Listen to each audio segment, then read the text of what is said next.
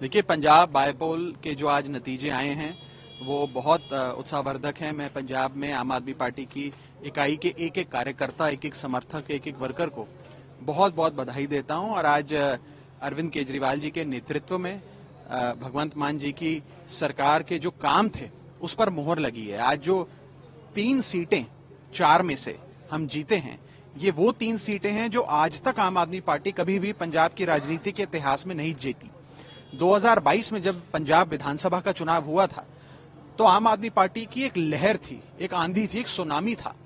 उस आंधी और सुनामी में भी ये 3 सीटें हम नहीं जीत पाए थे, लेकिन इस बायपोल में हम ये 3 सीटें जीते हैं। इसका एक ही अर्थ है कि पिछले 2.5 साल में पंजाब में आम आदमी पार्टी की सरकार ने जो काम किए, उस काम से प्रभावित होकर उन 3 विधानसभाओं की जनता ने भी आम आदमी पार्टी का दामन थामा है।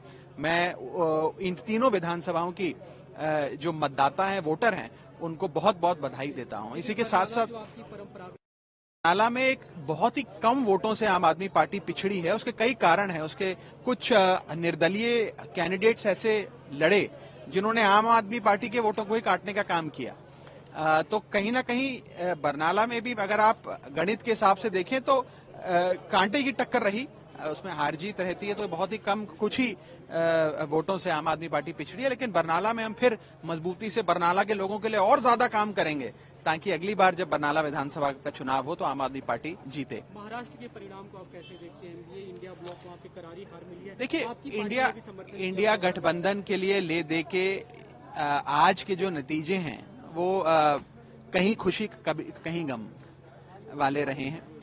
महाराष्ट्र में इसमें कोई दो राय नहीं है कि इंडिया गठबंधन के हाथ हार लगी है और एकनाथ शिंदे सरकार और उनकी जो गठबंधन रहा उनको एक महत्वपूर्ण जीत मिली है। मैं उनको बधाई देता हूं।